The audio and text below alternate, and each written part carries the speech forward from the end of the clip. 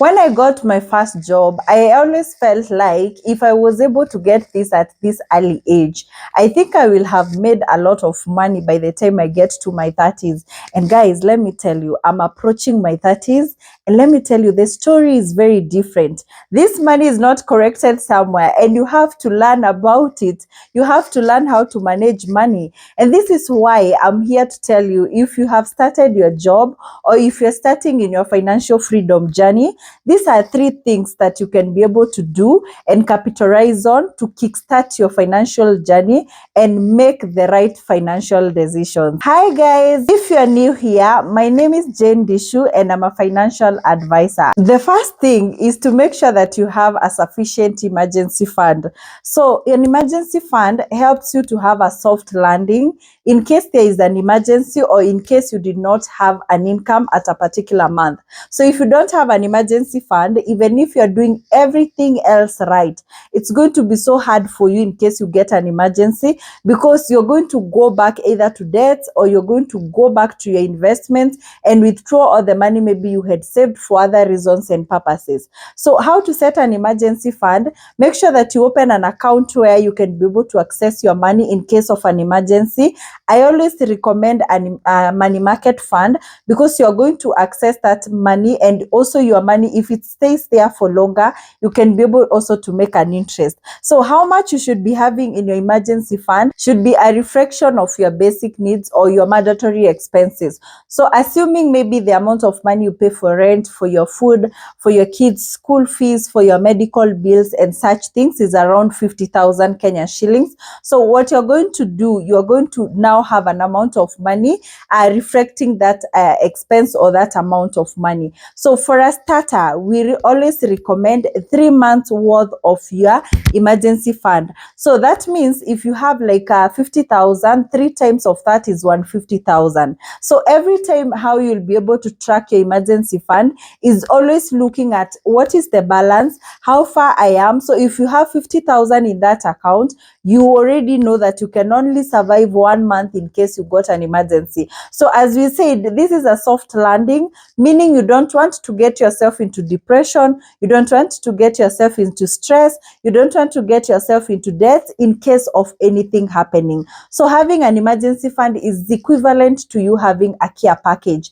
And having to plan that immediately you get a job, it means that you have a longer period of time to grow your expenses as you're growing your emergency fund. So most of the time when you're waiting until you get that maybe 5-figure salary, most of the time you're going to find, because you did not have this maybe these skills, or you did not have these habits instilled in you when you started earning your first income, most of the time it might be so hard for you to adopt a new skill. And this is why we recommend that you start planning for your emergency fund immediately you start earning that income. So even if you have in your budget that maybe you can be putting away maybe 20 bob per day or 100 bob per day, or even per month 1,000, 2,000, believe you me, the difference that it's going to make over time, over the period of 3 years, 4 years, it's going to be a lot of money. And also you will have gotten to that habit of building your emergency fund. That means in case you have adjustments in your expenses, you will always know that it's time to review my emergency fund. Another thing, guys, because you're young, I know most of the time it's so hard to differentiate what is an emergency or what are things that you need to access your emergency fund. So one of the mistakes that I've seen so many young people make is thinking that things that you are not supposed to do or you want, things that actually you don't need to have, are actually emergencies. So emergencies is when you don't have like a source of income. Emergency is when you are in that fixed scenario, when your budget is at the top and you don't know what to do. So you go to that account so that you can be able to save yourself. So let that account be like your care package. Let that account be personal to you, because it means that this is the only time you get the freedom to make the choices that you have, because you already know that your bills are covered and you don't have to worry in case you're changing a career or in case you want to chase something better. The second thing is to make sure that you have a retirement fund. When I'm mentioning about a retirement fund, my Gen Z people are looking at me like, we just started living, we just got our IDs. Like, what are you talking about retirement? Guys, A retirement fund is actually like the opposite or the end game of an emergency fund. So an emergency fund is going to affect you purely, but not having a retirement fund is actually going to affect your society, your children, and everybody who is around you. So you not having a retirement fund, it means that you become a responsibility of the whole society, and you're going to be a burden. So one of the things I tell people about retirement, if you're in your 20s, it's actually so easy to say that I can be able to retire early, because you have 20 years to your 40s, to your 50s. So for those people who still feel like, for me, I don't want to work until 45, until 50, until 55, most of the time when you're in your 30s, it might be a dream. It might be something that you wish to do. But when you're in your 20s, it's something that you can be able to do. And I always say, if you're earning maybe a salary of 20,000, 10%, which is 2,000, should go to your retirement planning. And I have said these habits of saving and investments, they are cultivated when you are actually on your lowest, when you're getting that salary which you feel like this is my entry salary. But most of the time, if you progress to a point where you have so many responsibility, your lifestyle have changed, most of the time it will be so hard for you to actually start this savings and investment account. So the right time to start your retirement plan is actually immediately you are employed, or immediately you start getting your first income. And I'm going to give you a good example. Have you ever seen a teacher around your area? Most of these teachers, when they're in school, or when they're teaching, or when they're in practice, most of the time you'll find that their lifestyle is not that good. Their lifestyle is not something you would want to admire or you would want to live for, because they're always striking about a salary increment. They're always talking about how they're not getting enough money. But let me tell you guys, the moment that teacher retires, the moment that civil servant retires, like their life just turns, because immediately they got their TSC certificate, or they got their TSC employment, immediately they are forced to get into a retirement scheme or a pension scheme. So immediately they know 3,000 goes to that pension scheme, and my employer is going to match that maybe with half the amount of money. So I'm contributing 4,500 Kenya shillings every month goes to their pension contribution. So the moment they retire, they get like a lump sum. So they're going to get maybe around 1.5 million. And then the rest of the money, they are going to get an income of maybe equivalent to 20,000 per month. So if this teacher retires at 60, they already know that they have 1.5 million. So they can be able maybe to build their home. They can be able maybe to start maybe they can be able to do commercial farming. They can be able to build some few plots there to get an income. Like they can be able to just have something for themselves. That's why you find most of the teachers will buy their cars, their first cars after retirement. They're going to build a very good, beautiful home. And then they are going to always have a good dress. They are going to look good because they are receiving an income from their pension plan. But let me tell you, if teachers were given an option, immediately they get their contract or immediately they are employed, they were given an option of choosing to not contribute to their pension plan, most of them would not choose, and most of them will not see like it's a care package or something they would need. But it being a mandatory contribution, it makes them get that soft landing or get a good retirement or get to enjoy their retirement, because already they have been saving and sacrificing that amount of money, even if it's forced. So I always say, you don't want to just live your life lavishly, and then after retirement, that's the time you're coming to us to tell us that you don't have an income, to tell us that you're struggling to meet your needs. So we'll always remind you that you were running a very successful business, but you were employed in an NGO or somewhere. So this is why I always advise, make sure that your retirement plan is actually a priority, and it's something that you need to do immediately you get your first income, so that you can be able to actually match whatever that teacher is getting, or you can be able to have the same lifestyle after retirement.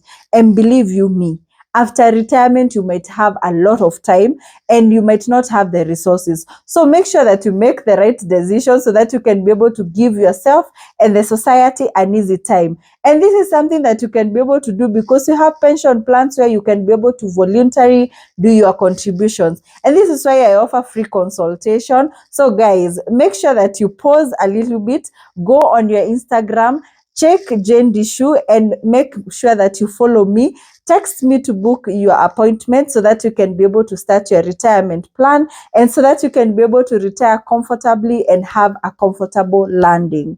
The last thing is to make sure that your savings and investment is a reflection of what you want in this life.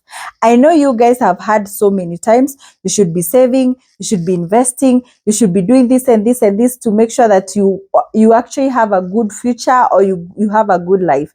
But one of the things that all of us are missing out, or most of us are missing out, is actually having the right savings and investments for your financial goals. This is very important. I always say, as a financial advisor, when we have our first session and I ask you, where are you saving and investing your money?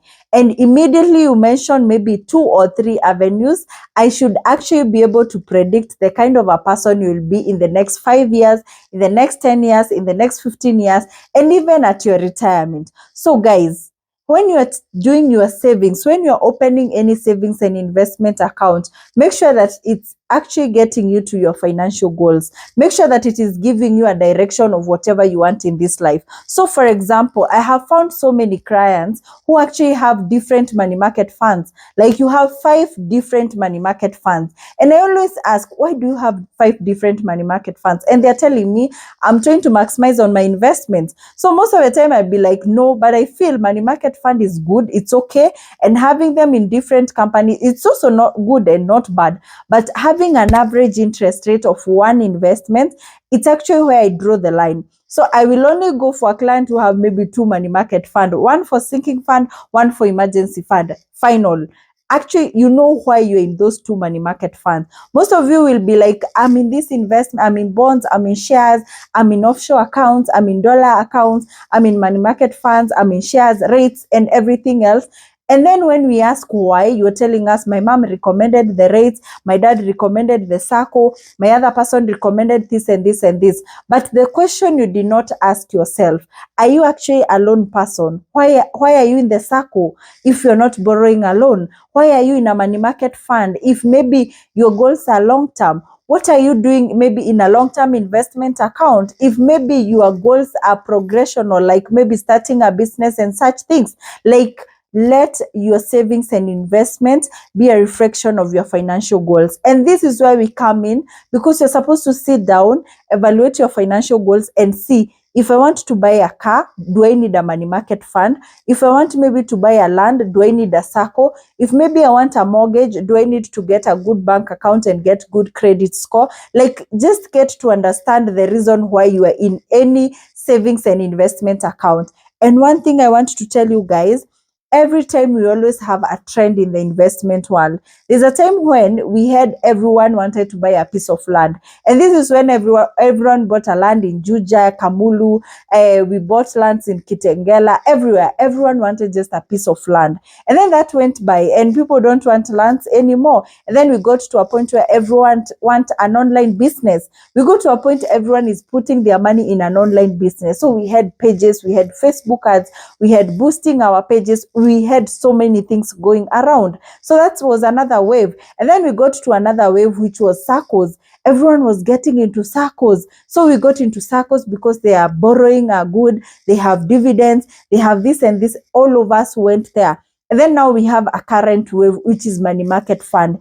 Everyone is talking about it. And let me tell you, in the next maybe 3 years or 4 years or 5 years, money market fund will fade away and we'll have another investment which is being overhyped, or which a particular group of people feel it's something everyone wants to have. But I always tell a person, before you open any savings and investment account, ask yourself, am I doing it because it's actually going to sort my financial goals?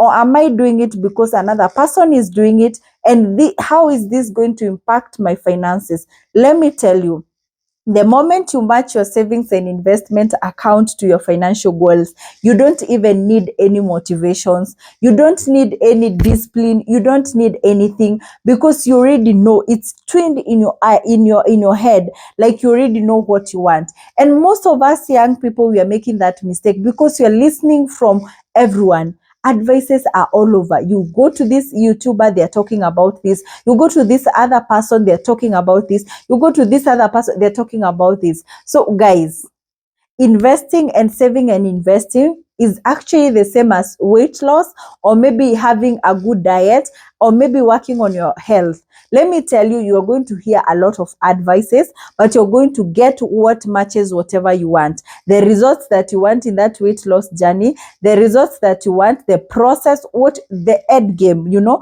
So that's what you're going to concentrate on. You're not going to join the gym because everyone is joining the gym. You might do a different way because you know this is what I can be able to work with. This is what I'm looking for. These are my results. So the same to savings and investment journey. Make sure that it is actually matching whatever you really want. Do not overconsume yourself. Just start from where you are. If you can be able to invest when you are young, if you can be able to start saving for your goals when you are young, it actually gives you a longer period of time to actually live in your dream home. So this is the best shot, or the best time to actually ask yourself, how do I want to live? Do I need to build a home? This is the time you ask yourself, do I want to be a business person? Do I want to get to real estate? Do I want to maybe move to a different country? Do I want maybe to get another course? Do I want to change careers? This is the best time that you want to do that, so that you can be able to shape your life to the life that you have always wanted. And in case you would want to have a free consultation, or in case you would want to have more guidance on these few tips that you're giving as a financial advisor, remember to follow my Instagram page, DM me, do your bookings, and we can be able to have a conversation to match your savings and investment journey, so that you can actually start on your financial goals. I hope you have learned something from this video, and until next time, thank you.